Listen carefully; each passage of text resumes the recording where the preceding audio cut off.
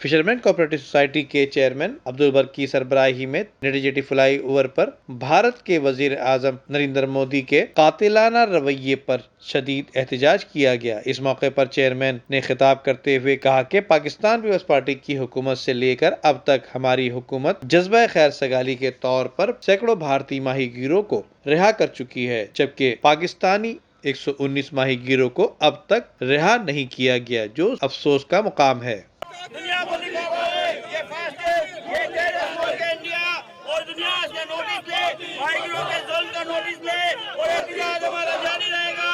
مودی سرکار مرد آباد۔ دیکھیں، سب سے پہلے تو میں یہ کہوں گا کہ کہیں بھی دنیا میں ایسا نہیں ہوتا کہ آپ یہاں سے زندہ لوگ بھیجیں اور وہاں سے جو ہے لاشیں آئیں۔ آج ہمارے ایک بھائی کو پھر جو ہے تشدد کر کے اس کو ہلاک کیا گیا، جس کی ہم پرزور مذمت کرتے ہیں، اور حکومت پاکستان سے ہم پرزور لفظوں میں ہم وہ احتجاج کرتے ہیں کہ خدا را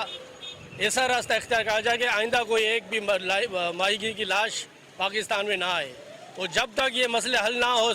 ہوتے ہیں تب تک انڈیا کا ایک بھی ماہی گیر یہاں سے نہ چھوڑا جائے۔ میٹرو 7 سٹی نیوز سے نئی معلومات حاصل کرنے کے لیے ہمارے چینل کو سبسکرائب کیجیے اور لائک، شیئر اور بیل کا بٹن بھی دبائیے۔ پیپلز پارٹی کے سینئر رہنما اور chairman fishermen cooperative society Abdulbarr نے اپنے وفاقی وزراء پر تنقید کرتے ہوئے کہا کہ ماہی گیروں سے ہمدردی جتانے والوں کو اتنی بھی توفیق نہیں کہ بھارت کے خلاف دو بول بھی ادا کر سکیں۔